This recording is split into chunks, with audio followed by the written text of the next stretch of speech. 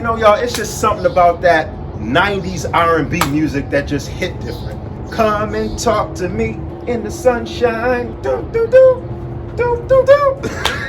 When we talk about R&B music of the 90s, we gotta bring up Mary J. Blige and her classic, to me, personally, her best album that came out in 1994 in my life. That's right. And on June 25th, Amazon is releasing a documentary on the makings and everything Mary J. Blige went through during that whole My Life album recording process in that time period. It's gonna get real personal. And yo, I'm gonna let y'all know exactly what's gonna be talked about in that documentary coming up in about a week. My Life was one of those albums, not only Mary J. Blige's best album, in my humble opinion, but My Life was one of those albums that kind of just has aged so well over the course of time. It was one of those pinnacle albums in the 1990s, whether you like R&B or whether you're a hip hop head and you into rap, or whether you just, don't listen to music. It's impossible for you to have never heard one song off of the Mary J. Blige My Life album.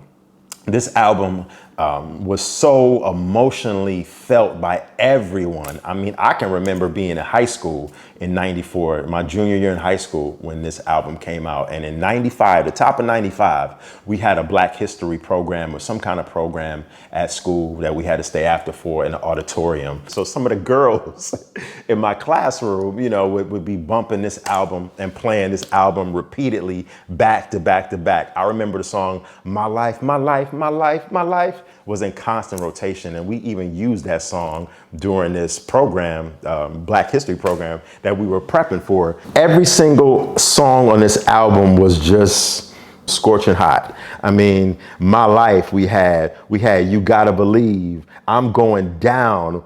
That song was absolutely bananas. Be With You, Don't Go, No One Else, No One Else. That was the joy right there. Then we had Be Happy. I mean, this album was just amazing. One of the top R&B albums of all time, in my opinion. Definitely of the 90s for sure. We're gonna put that in there as a fact. But in this documentary that's going to be airing on Amazon, Mary is going to talk about everything. She's going to strip herself down and talk about some of the drug abuse at the time that she was going through, the reported alcohol abuse that Mary was going through.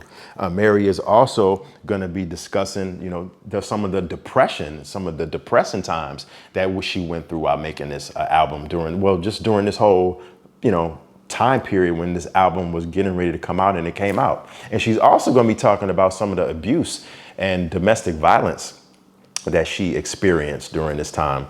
Now, she was dating at this time back in 94, 95, Casey. We all know Casey from the group Jodeci. And, if you know anything about music or pay attention with your ear to the streets, you know about the troubled relationship between Casey and Mary J. Blige. So that's been well documented as well. But Mary is going to talk about all of this in this documentary on June 25th when it's released. So I suggest you check it out. One thing that I always have liked and I've noticed about Mary is that Mary never shies away from opening up and letting us into what's going on in her life, whether that be on records or when she does interviews. Mary will get on a song and bleed her heart out on that track in a split second, in a heartbeat. And so Mary has always been an open book. And even when she went through her divorce back in 2016, she was very open about that. And Mary has been through a lot. And I'm definitely looking forward to seeing this documentary when it hits on the 25th. So make sure you check for it. And make sure you also check for this channel right here. Feel free to like the video, subscribe to the YouTube channel, AP on the Spot. And I will check y'all later. Y'all have a blessed one. Peace.